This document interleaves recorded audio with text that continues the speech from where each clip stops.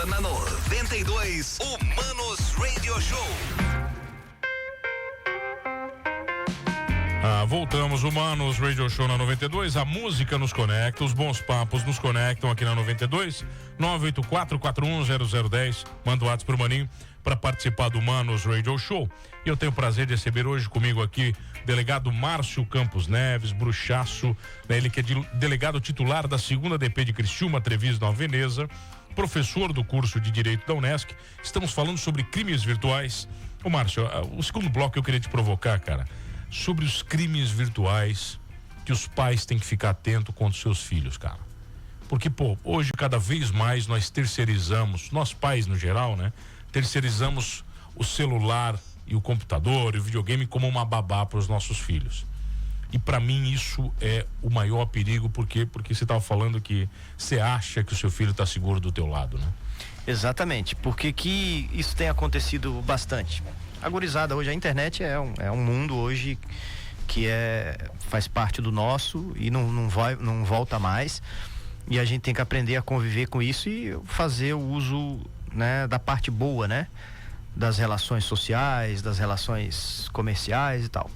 Agora tem esse lado aí, como eu falei, o ambiente ele é propício para uma série de crimes, né? Criminosos de vários locais do Brasil, atrás de dinheiro e outras coisas também, por exemplo, com relação à questão de pedofilia,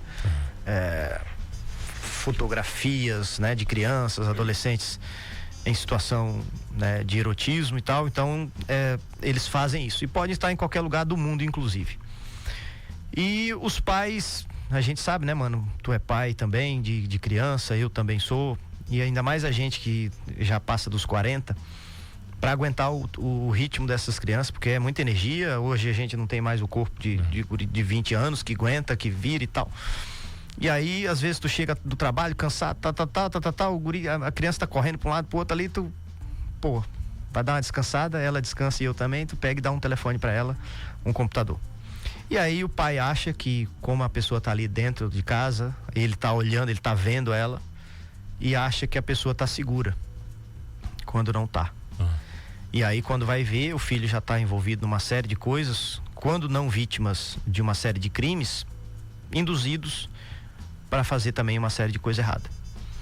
E aí, cara, a gente tem que trabalhar a prevenção, que é muito melhor do que a questão da punição, o Estado, a polícia ter que ir atrás, identificar essas pessoas que podem estar em qualquer lugar do Brasil, como eu falei. O mal já foi feito, né, cara? Exatamente. Então, por isso que a prevenção, e aí essa tua ideia de debater sobre o tema, de levar isso para as escolas, de conscientizar os pais, isso é de extrema importância.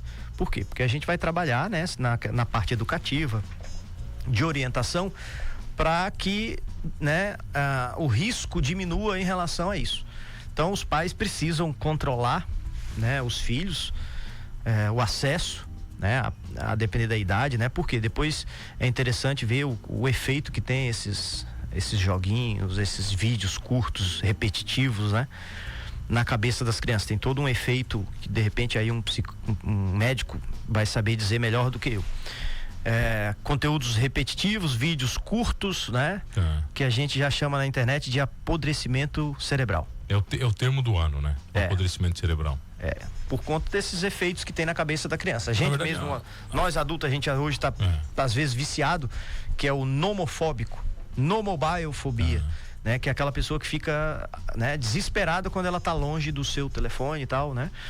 E aí você imagina isso na cabeça de uma criancinha de 3 anos que começa a ver esses vídeos teoricamente inofensivos, quando na verdade tem uma série de coisas, de mensagem subliminar, né, por trás, e quando o pai vai ver, vai tomar conta, a coisa já tomou uma proporção que seria melhor se ele tivesse tomado cuidado. Então, delegado, mas assim, quando você fala de cuidado, existem alguns cuidados básicos que todo pai poderia tomar?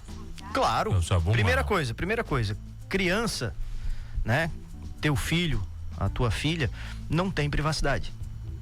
Privacidade isso é depois, quando, né, com a idade vai chegando, né, e ela vai ter a privacidade plena depois dos 18 anos, que aí ela é uma pessoa adulta, ela faz o que ela quiser da vida dela. Agora, enquanto ela mora na tua casa, enquanto ela é tua filha, menor de idade, o pai e a mãe têm a obrigação, não só o direito, mas ele tem a obrigação de cuidar, né, daquilo que a filha e o filho tá tendo acesso na internet, qual o conteúdo que ele tá recebendo, né? O pai tem que fiscalizar porque os filhos não mentem pros pais. Cansei de mentir pros meus pais. Na época não tinha tanta, né, não tinha internet assim, mas, né, a gente fazia alguma coisa na rua, o pai perguntar, não, né? Todo mundo, né, cara? Então aí que o pai tem que fazer, né? Confiar desconfiando. Tem que olhar o telefone do filho, tem que olhar o telefone da filha. Com quem que ela tá falando?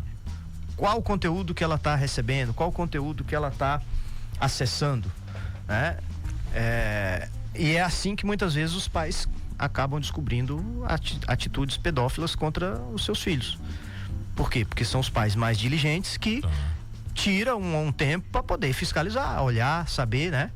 E o filho que vai sendo ensinado que, né, que o pai tem que ter esse acesso, a mãe tem que ter esse acesso para o cuidado, vai ter menos problema, né?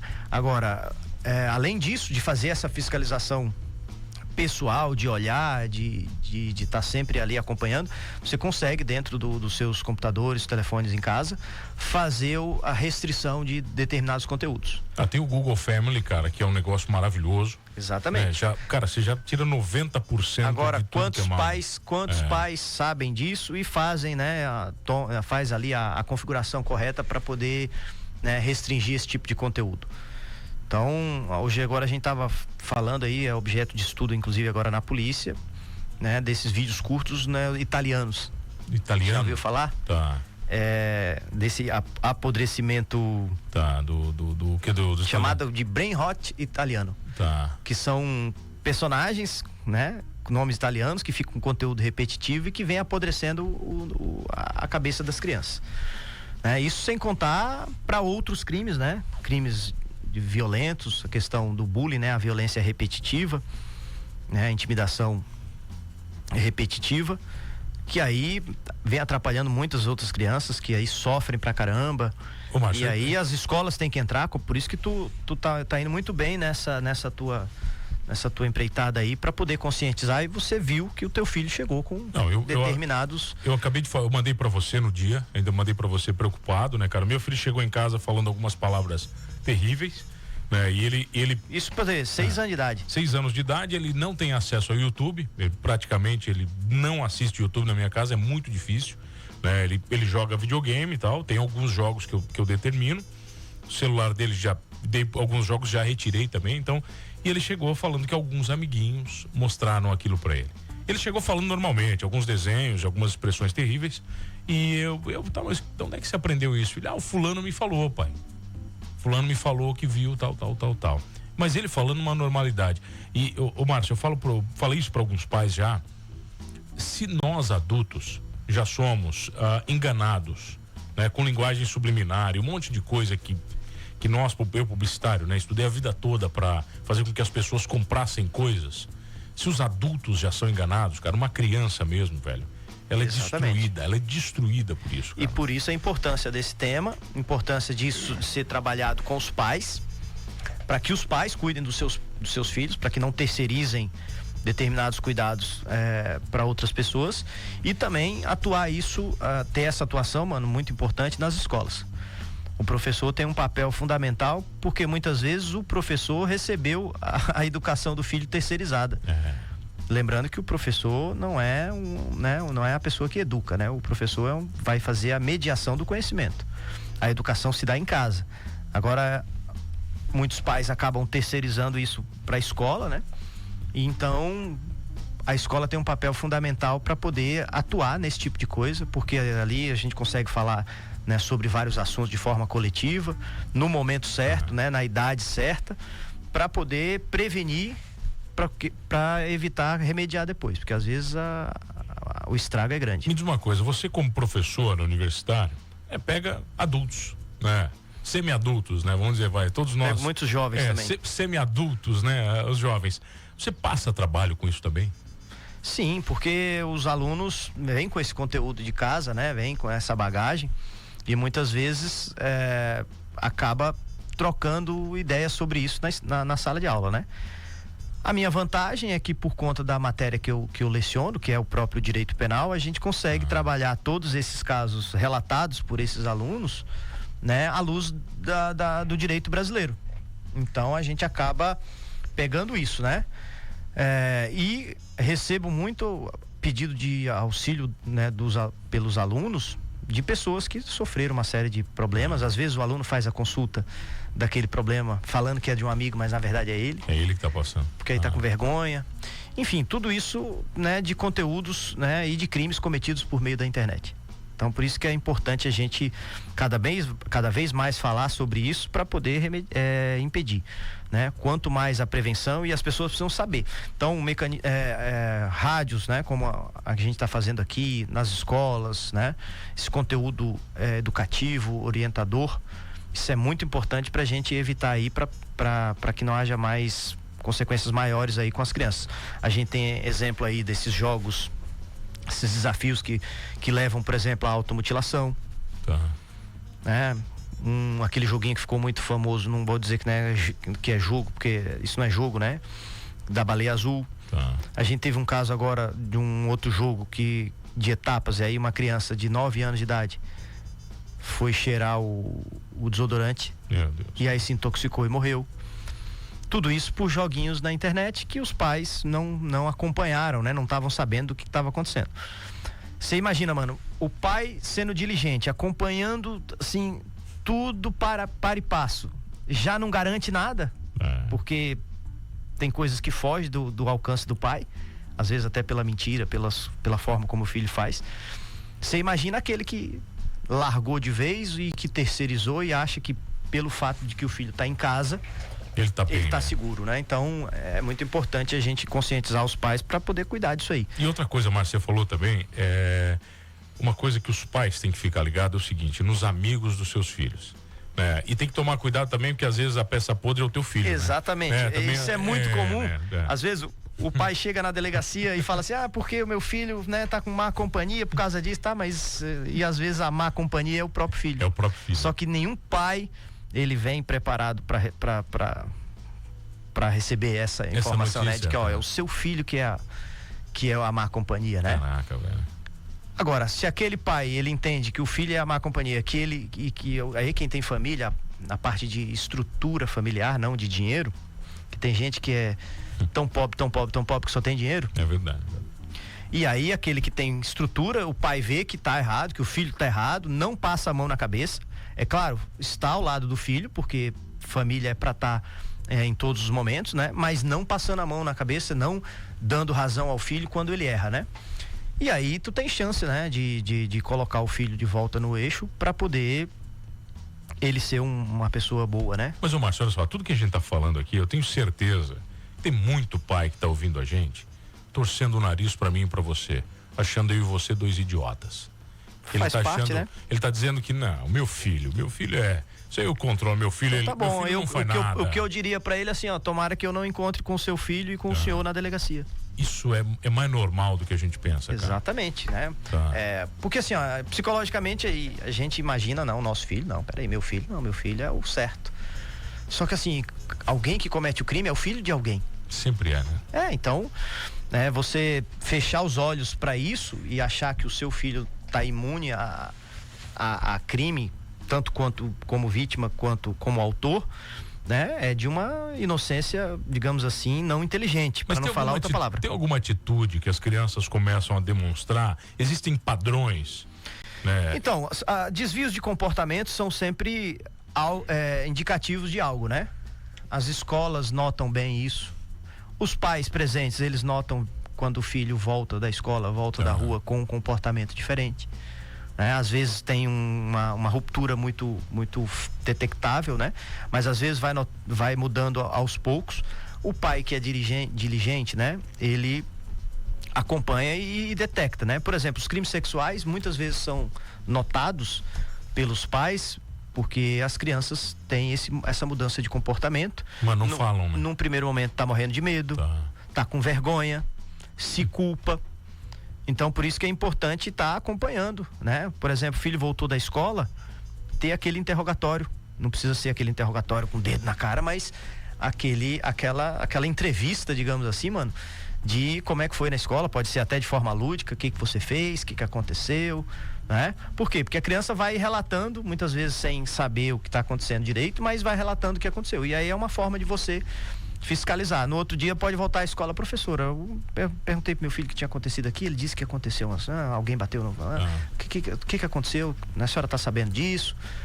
Às vezes é um mal entendido, né? Às vezes a criança percebe uma coisa e acha que é outra, que é o chamado erro, né? Que é a falsa percepção da realidade. Então, agora, é o pai acompanhar. Eu lembro da minha mãe, mano, quando eu era guri, comecei a sair, já tinha ali uns 15 para 16 anos, ia para aquelas festinhas, e a minha mãe marcava horário, né? Chega o horário tal. Se, né, passar 1 minuto, na próxima não vai. Então, pelo menos isso eu obedecia numa boa. E eu, graças a Deus, nunca fui de usar droga e nem álcool. Vinha apreciar um bom vinho depois que eu vim aqui pro sul.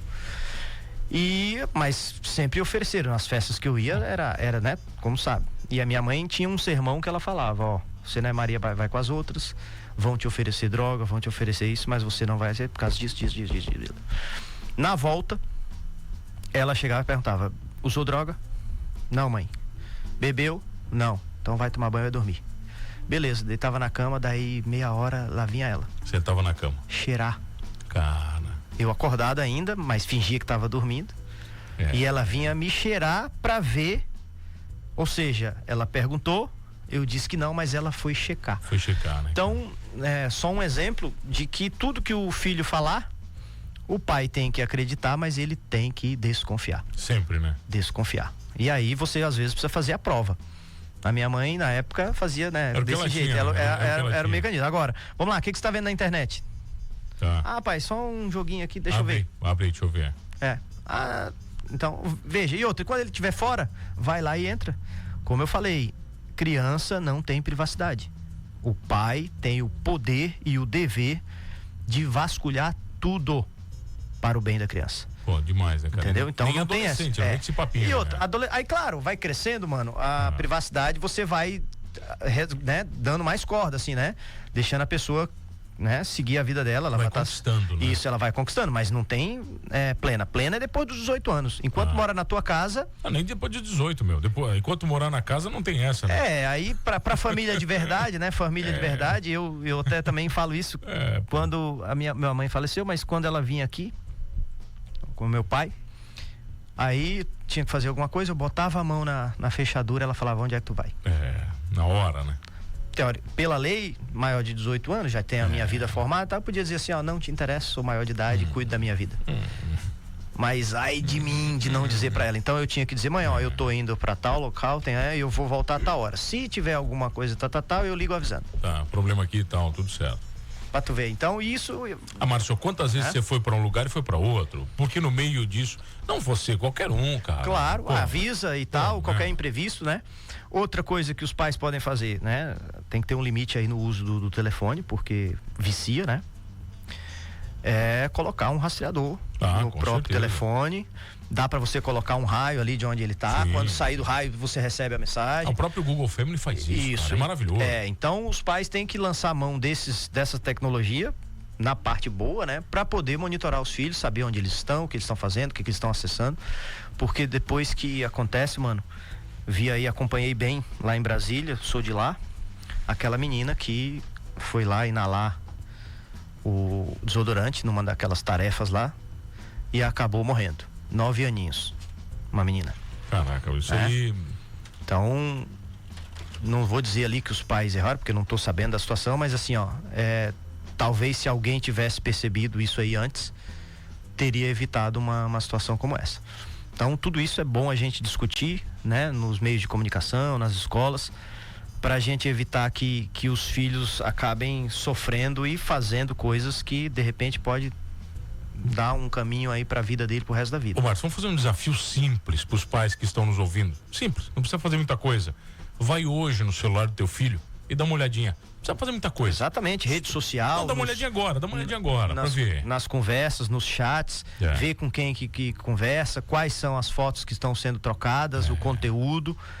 Cada pai tem o poder e o dever, inclusive legal, para poder fazer essa análise. E outra coisa também, né? Pergunte a mesma coisa pro teu filho todos os dias e várias vezes. Exatamente. Na escola, aquele velho e bom interrogatório. Que o cara não consegue mentir todo dia a mesma coisa. Como é que foi na escola? E outra, tá indo na escola, né? Levar o filho e buscar. E claro, tem um adolescente que não quer que o pai chegue perto, né? Beleza, mas um dia ele vai lá conversar com a professora. Conversar com a diretora. Professora, como é que tá aí? Tá tudo bem? Uma vez por semana o cara fazer isso?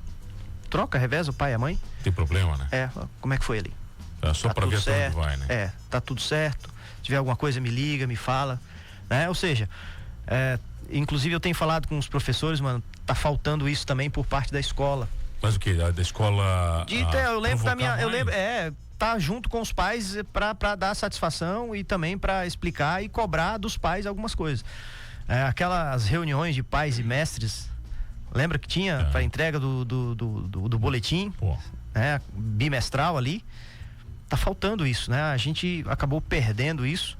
Então é importante, por quê? Porque o pai tem que estar junto com os filhos na escola. E não para ser aquele pai que às vezes quer chegar na porta, na escola chutando a porta. Sim. Tem muitos professores que têm sofrido aí na mão de alguns pais que acham que são o dono do mundo e também não são. Então nós somos, né, colaboradores um do outro pra gente transformar aí a nossa sociedade dentro daquilo que a gente pode, os nossos, né? Tem 2 abraços pra você aqui, doutor. Mano, na minha época nós fazíamos bagunça do outro lado da cidade e a mãe já tava sabendo.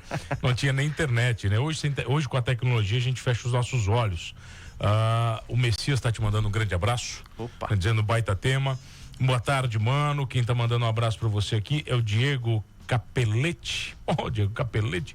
Bom nome, Capelete. Opa, esse sofreu bullying, tá pra Capelete, sofreu bullying. Mano, boa tarde. Meus filhos têm 12 e 14 anos. Né? Eles têm telefone. Eu linkei eu linkei os e-mails com o Google Family, totalmente supervisionado, sem rede social, somente o WhatsApp. O problema também é a história. O Diego, não tô dizendo Diego também, mas a mentira é que não tem rede social, né, cara? Isso aí é um problema também gigantesco. Pois às vezes o filho usa em outro, né? Quando tá fora de casa, na escola, é um problema também, né, em outro local, né? E aí com outro perfil que o pai não sabe.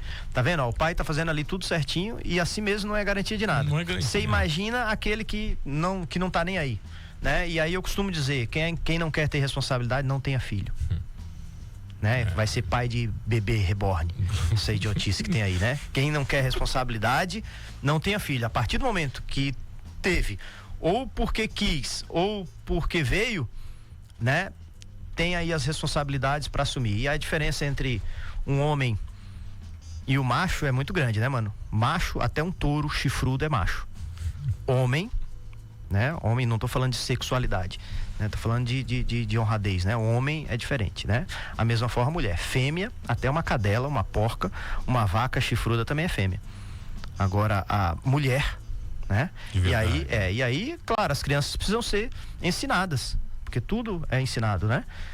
Ensinados a serem mulheres e homens, e não machos e fêmeas. E outra coisa, né, Márcio? Pai não é amigo de filho, né? Não é melhor amiguinho de filho. Né, exatamente. Primeiro vem o respeito. Primeiro vem, aí depois... O respeito, porque ninguém ama quem não respeita. Isso é verdade. Então, primeiro o respeito. Né? Meu pai, por exemplo, eu fui um aluno meio traquina na escola, né? Tá. Mas as professoras chamavam lá, e elas nunca mentiram. Todas as vezes que meus pais foram chamados lá, eu estava errado. Tá. Né?